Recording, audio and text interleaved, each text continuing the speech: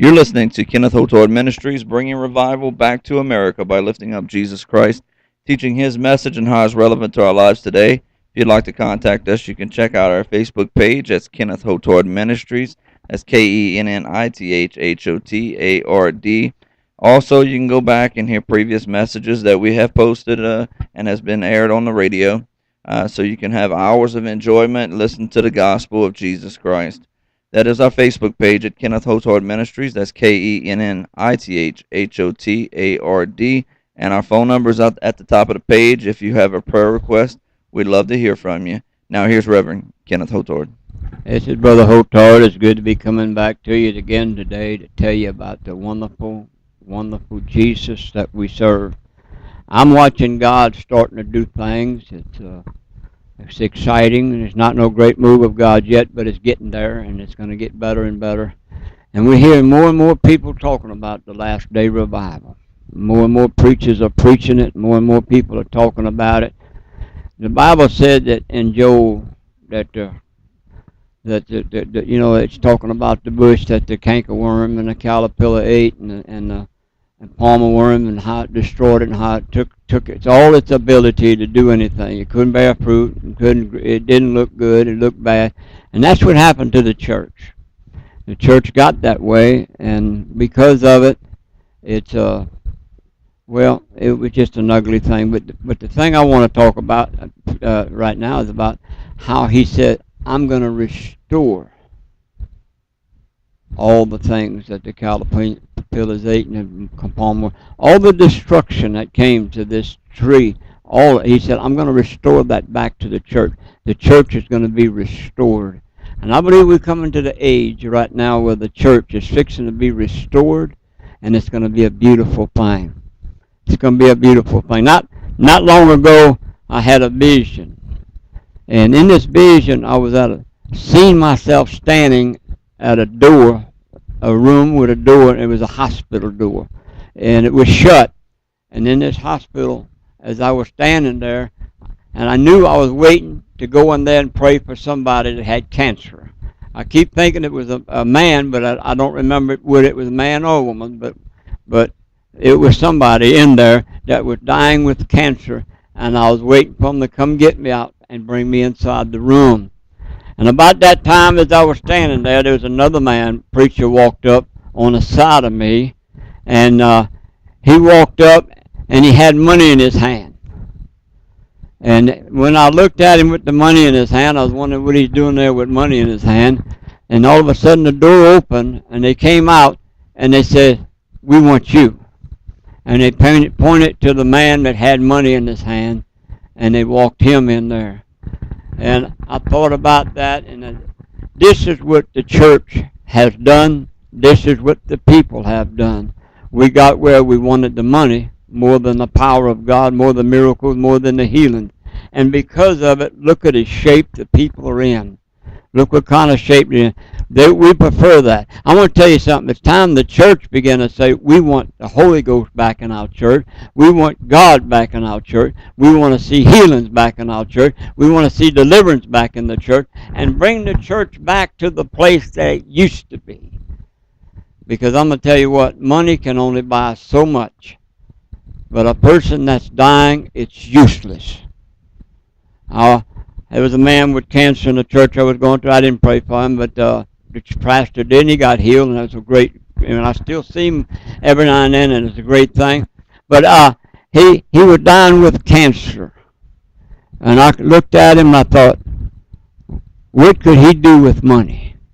What could money help him? What could it do for him? He's going to die. He needs a miracle from God. We need to bring back the Holy Ghost back to the church. We need to bring the miracle power back to the church. We need to bring it back so that we can have God doing something special. But I tell you what, we're just like Esau and Jacob. Jacob wanted the blessings of God. He wanted it more than anything. I hear preachers saying he was a thief, he was a liar, he was all this. Jacob was not a thief, and Jacob was not a liar.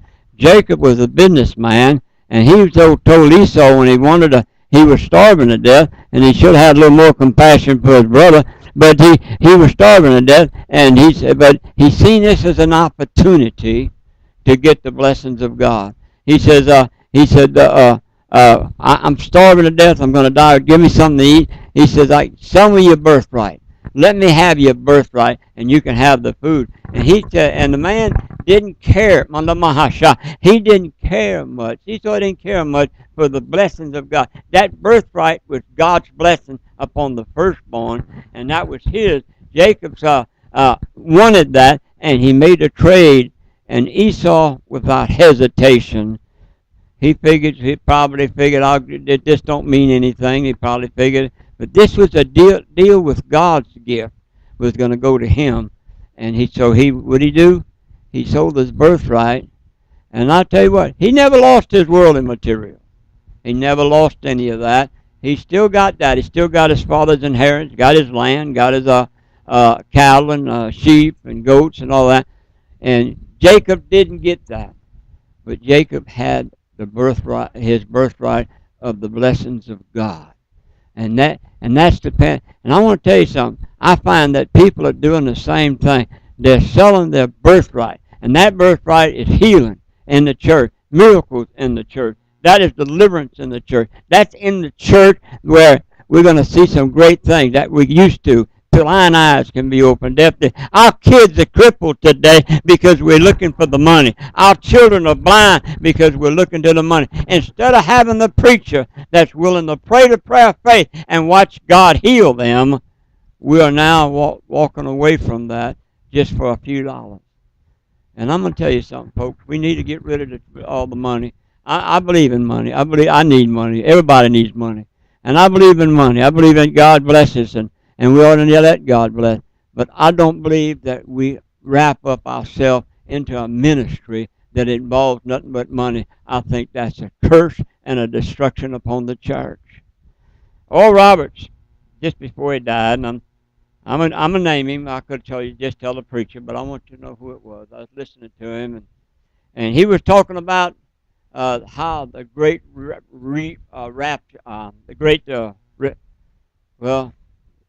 he was talking about seed faith, and he was talking about how the harvest was going to be so great, such a great harvest.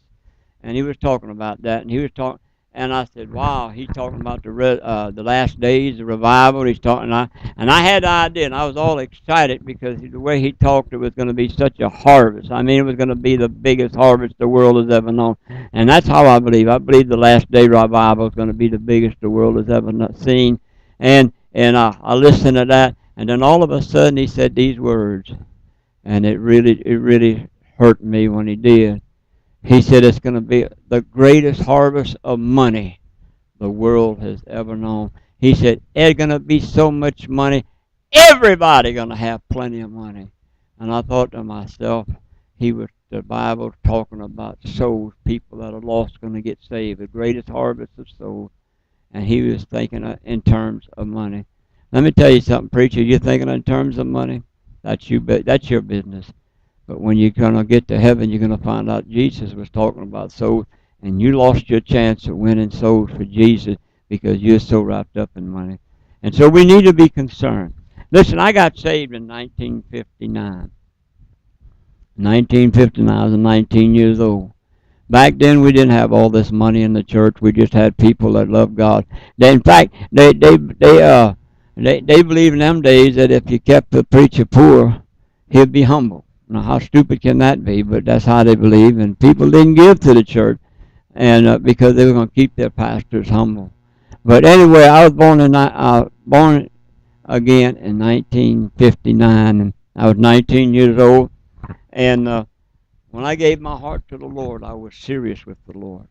Let me tell you how it happened while we've got a little bit of time. And my dad got hurt on a drilling rig out offshore. He worked on a boat, but he was coming off the rig onto the boat, and he hurt his back, broke 3 vertebrae in his back. And he hurt so bad, he suffered so much, and then he couldn't hardly walk, he couldn't hardly do nothing. And they had a revival. A lot of you people in Louisiana will know this name when I say it. Brother G.W. Lett came to our church and was holding a revival. And God was doing great miracles. And my grandmother told me, she says, "Son, won't you come to church tonight and watch your dad get healed?" And I said, Grandma, I got things to do. I didn't want to go to church. I had things to do. And she kept after me. Every now and then she'd come in there where I was getting ready to go, and she said, son, come and watch your dad get healed tonight. God's going to heal your dad. Come and watch him get healed. I left anyway and got my car, was on my way, and then the Spirit of the Lord started dealing with me about going back and watch my dad get healed. And I just kept going, and I finally, after I got almost where I was going to go, I started thinking, well, you know, I want to watch my dad get healed. And so I turned my car around and was heading for church, and the devil says, don't go that way. You go that way, you won't go to the ballrooms anymore. Just don't go that way. And I just kept on going. And I tell you, when I got to the church, I went and got on the back row, like most of us sinners do, get that back row seat. And my dad, I was looking at him. I was very close to my dad. And I look at him, and I can see him in the pain he was in, sitting in that chair. He was so miserable. Brought a special padded chair for him to sit in and put it in the aisle. And even in that padded chair, he was in pain. He was suffering so much. And I was thinking, I hope God does heal my dad because he was suffering so much. And after a while, we preached, Brother Gillette preached, and then he called up for the sick. And when they came and get my dad, they took the chair. He couldn't walk up there, so they picked the whole chair up and brought it to the front. And when they brought it to the front and set it there, and Brother Let went over there and prayed for him. And when he did, he got out of that chair and started walking around without pain. And he walked around. Finally, Brother Let was a good-sized man, and he went off. He scared the daylights out of me, because what he did, he went over there and jumped on my dad's back, and Dad started carrying him all over the front of the church. And I said, "Don't do that! Don't do it!" And I told him what he was going to do, and it scared me.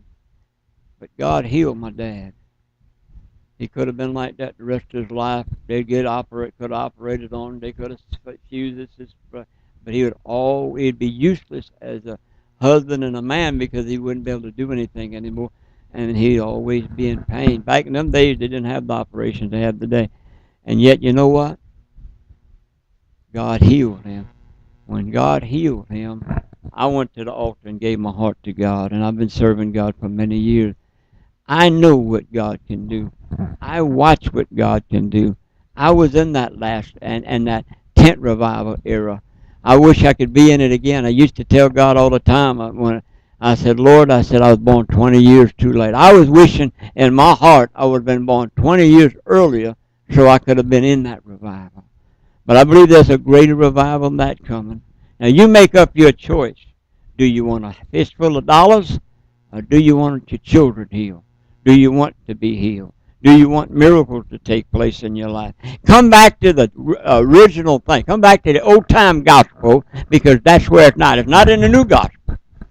It's in the old-time gospel, and you need to come back to that. Find a church that way and watch the preachers, because they're fixing to rise with the power and the Spirit of God. And when they do, you bring your children out there, and you bring them out there so they can get healed. And you bring them out there when you get sick, so you can be healed, because the church gave up all the great powers of God for a fistful of dollars. It's time you come back to it, so God can be God to you, and God can work miracles in your life, because if you need it, you're going to get it. And I'll tell you what, we're fixing to see the greatest revival the world's ever known. It's going to be a great one, but don't go after the dollars. Go after the Holy Ghost move of God. And when you do, you'll be glad you did. I want to thank you for listening today. I'm going to tell you, just when my dad was talking about my grandpa getting healed, that was well before I was born, but he was sitting on the back row, and he was expecting something. He wanted to see something. That's how we should be when we go to church. We should be expecting the Lord to do something. There's somebody out there today that I feel in my heart that it's been in your family for a long time as a Christian, as preaching and maybe singing. Somebody out there that their family has been in the ministry, and they're calling you back. I want you to heed to that call. Jesus is calling you back because he wants you to come home. Thanks for listening today. You've been listening to Kenneth Hotard Ministries. Check us out on Facebook. That's KENNITHHOTARD. Thanks again. We'll see you next week.